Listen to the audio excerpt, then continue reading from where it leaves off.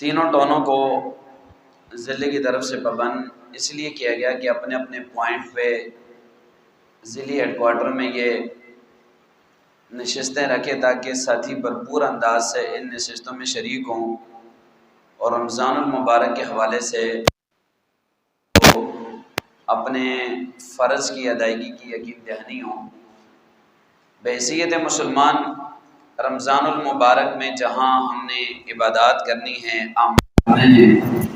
اپنے رب کو راضی کرنا ہے، اور اس بابرکت مہینے میں جب کہ نفل فرض اور فرض 70 فرضوں تک پہنچ جاتا ہے اور انسان کا ایک معمولی عمل بھی اس کے لیے بہت سارا اجر اور ثواب کا ذریعہ بنتا ہے، مغفرت کے بخشش کے بہانے ہوتے ہیں۔ انسان یہ عمل کر لے اس کی مغفرت ہو جائے گی، یہ عمل کر لے اس کی مغفرت ہو جائے گی۔ آپ صلی اللہ علیہ وسلم نے اپنی امت کو رمضان المبارک کے بہت سارے فضائل ارشاد فرمائے۔ قرآن مجید میں رمضان کی عظمتوں کا ذکر ہے، اور سال کے بعد یہ مہینہ آتا ہے تو مسلمان اس کے انتظار میں ہوتے ہیں تاکہ اپنے گناہ بخشوا سکیں، اپنے رب کو راضی کر سکیں۔ اس کے 3 عشرے ہوتے ہیں، تینوں عشروں کے الگ الگ اعمال ہیں، الگ الگ فضیلتیں ہیں، اپنے آپ کو جہنم سے بچا سکیں، اپنی جنت حاصل کر سکیں۔ اور نبی علیہ الصلوۃ والسلام نے یہ بھی ارشاد فرمایا کہ اگر کسی شخص کو رمضان المبارک کا مہینہ نصیب ہو جائے اور وہ اس مہینے سے فائدہ نہ اٹھا سکے، اس کی برکتوں کو حاصل نہ کر سکے، اپنے رب سے اپنی مغفرت نہ کرا سکے، تو آپ صلی اللہ علیہ وسلم نے اس کے بارے میں بہت سخت وعید ارشاد فرمائی، اور آپ صلی اللہ علیہ وسلم نے اس کے لیے ہلاکت کی بدعا کی۔ ہلاکت اس شخص کے لیے جسے رمضان کا مہینہ ملے اور وہ اپنے رب کو راضی نہ کر سکے، اپنی جنت حاصل نہ کر سکے، اس کے لیے ہلاکت ہو۔ اور یہ بدعائیہ جملے فرشتوں کے سردار حضرت جبریل امین علیہ السلام کے، اور اس بدعا پر امین کہنے والی ذات میرے اور آپ کے پیغمبر حضرت محمد مصطفیٰ احمد مجتبیٰ امام الانبیاء سرکار دو عالم صلی اللہ علیہ وسلم کی ذات ہے۔ آپ صلی اللہ علیہ وسلم نے اس بدعا پر آمین کہی ہے۔ آپ اندازہ لگائیے کہ اس کی قبولیت میں کسی قسم کا کوئی شک و شبہ نہیں ہو سکتا۔ کیوں؟ اس لیے کہ ایک طرف بدعا دینے والی جو شخصیت ہے وہ فرشتوں کی سردار ہے، اور دوسری طرف اس پر آمین کہنے والی جو ذات ہے وہ تمام انبیاء کی سردار ہے۔ تو اس بدعا کی قبولیت میں کوئی شک و شبہ نہیں ہوتا۔ تو تمام مسلمان رمضان کی تیاری کرتے ہیں، رمضان میں خوب عبادات کا، اعمال کا اہتمام کرتے ہیں، لیکن بحیثیت ایک جماعت کے ورکر ہونے کے، جماعت کا ایک کارکن ہونے کی حیثیت سے ہماری اس کے علاوہ بھی کوئی ذمہ داری ہوتی ہے۔ وہ ذمہ داری کیا ہوتی ہے؟ وہ میں اور آپ اچھی طرح جانتے ہیں کہ اللہ کے فضل و کرم سے جب امیر عظیمت مجدد الملت حضرت اقدس حضرت علامہ حق نواز جنگوی شہید رحمۃ اللہ تعالی علیہ نے دفاع صحابہ کی بنیاد رکھی، ظاہر ہے کہ کاز اور مشن بہت بڑا تھا، اور جتنا بڑا یہ کاز اور مشن تھا اتنا ہی اس کا راستہ سخت تھا، اور جس دشمن کے خلاف یہ کاز اور مشن شروع کیا، جن شخصیات کے دفاع کا نعرہ لگایا، وہ اسلام کی بنیاد، اور جن دشمنوں کے خلاف اس جماعت کی بنیاد رکھی گئی، اصحاب رسول صلی اللہ علیہ وسلم کے جو دشمن، وہ مستقل بنیادوں پہ ایک مذہب ہے، کوئی مسلک نہیں ہے، کوئی چھوٹی سی جماعت نہیں ہے، وہ ایک مذہب ہے۔ جس طرح یہودیت ایک مذہب ہے، عیسائیت ایک مذہب ہے، ہندو ایک مذہب ہے، اسلام ایک مذہب ہے، بالکل اسی طرح رافضیت بھی مستقل بنیادوں پہ ایک مذہب ہے۔ کیا ہے بھائی؟ مذہب ہے، یہ کوئی مسلک نہیں ہے، مستقل ایک مذہب ہے اسلام کے مقابلے میں۔ اور سب سے خطرناک ترین دین اسلام کا دشمن، اسلام کی بنیادوں کا دشمن وہ رافضیت ہے۔ کون ہے بھائی؟ ظاہر ہے کہ جب جنگوی شہید رحمہ اللہ نے اس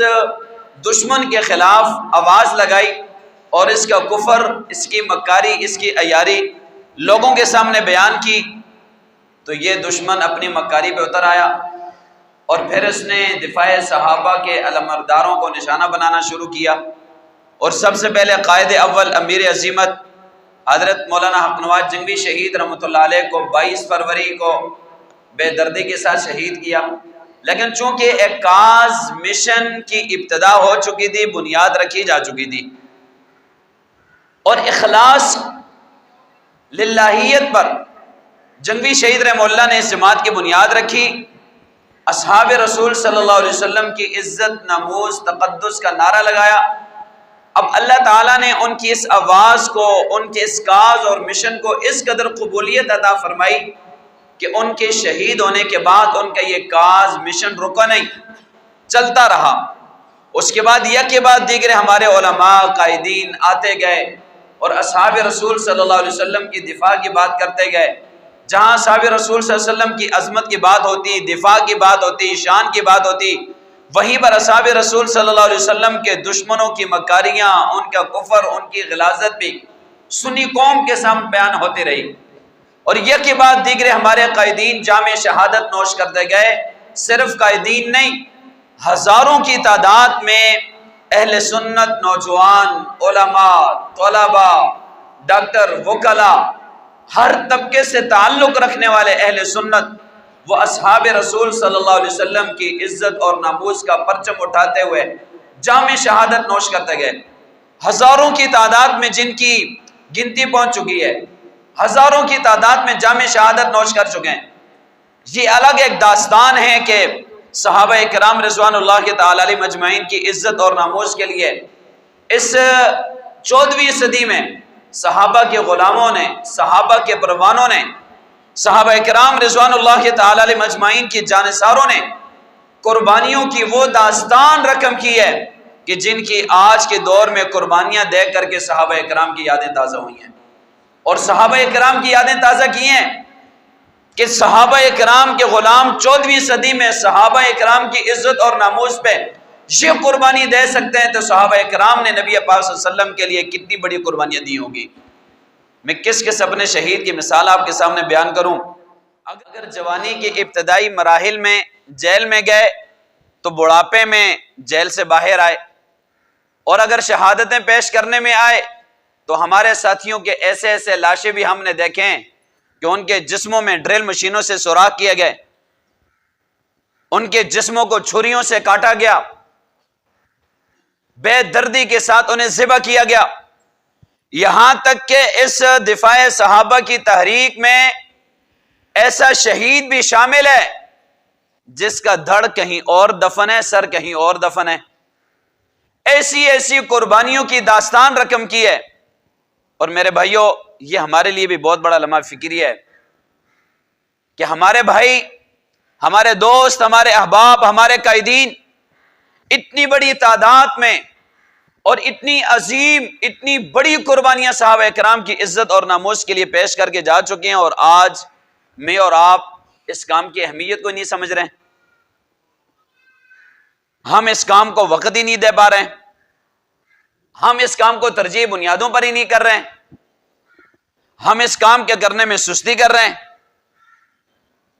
تو یہ بھی ایک سوچنے کا مقام ہے۔ سوچو تو صحیح، ذرا ہمارا پنجاب کا وہ شہید جیسے صحابہ کرام کی عزت اور ناموس کے لیے بے دردی کے ساتھ شہید کر کے پولیس مقابلے میں جس کا دھڑ کہیں اور دفن ہے، سر کہیں اور دفن ہے، اور پھر پنجاب کی سرزمین میں، مظفر گڑھ کی سرزمین میں باپ کے سامنے بیٹوں کو، اور پھر باپ کو بھی بے دردی کے ساتھ ڈرل مشینوں کے سوراخ کر کے، اور پھر میں اللہ کی قسم کیا کیا داستانیں آپ کے سامنے رکھوں۔ اس انداز کے اندر ظلم اور بربریت کا ہمارے ساتھیوں کو، صحابہ کرام کے غلاموں کو نشانہ بنایا گیا، ان پر ہونے والے ظلم و ستم بیان نہیں کیے جا سکتے۔ اتنی بڑی بڑی قربانیاں پیش کی، اور آج اس کاز اور مشن کو وہ ہمارے حوالے کر کے گئے، یہ امانت وہ ہمارے حوالے کر کے گئے کہ ہم تو صحابہ کرام کی عزت اور ناموس کے لیے کٹ مرے، ہم نے تو صحابہ کرام کی عزت اور ناموس کے لیے اپنی جوانی قربان کر دی،